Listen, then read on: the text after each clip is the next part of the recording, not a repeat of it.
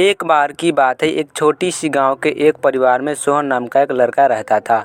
उसका एक पैर बचपन से ही कटा हुआ था। उसके परिवार में उसके अलावा उसका पिता एवं सौतेली माँ थी।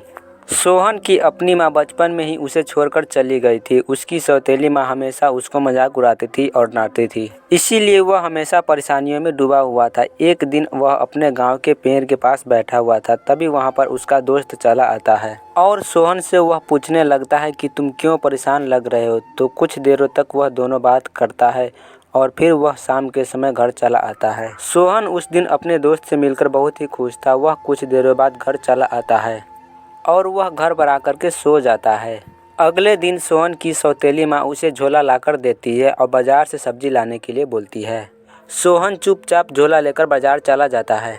सोहन को बाजार से आने में देरी हो जाता है तो उसकी सौतेली माँ उसे खूब पीटती है। यह बात अपने पापा से कहता है, लेकिन उसका पापा कुछ नहीं करता। कुछ दिनों बाद उसके पिता का मृत्यु हो जाता है। मृत्यु के कुछ दिनों बाद उसके बड़े बेटे को पता चलता है कि आधा जमीन उसके पिता ने छोटे बेटे के नाम कर दिया है। यह देखकर उसके बड़े भाई बहुत ही गुस्से हो जाते हैं और यह सारा गुस्सा उसके छोटे भाई पर उतार देते हैं और अपने छोटे भाई को पीट करके अपने घर से भगा देते हैं। इसके बाद वह अपना घर छोड़ करके दूर के एक गाँव में जाकर के बस जाता है।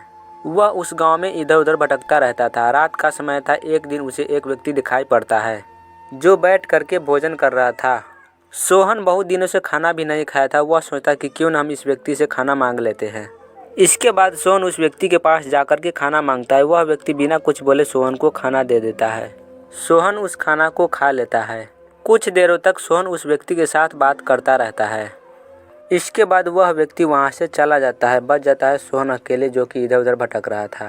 तभी उसकी नज़र उस गाड़ी वाला के पास पड़ता है और वह गाड़ी के पास चला जाता है। कुछ देर बाद पता चलता है कि वह सोहन का दोस्त ही था।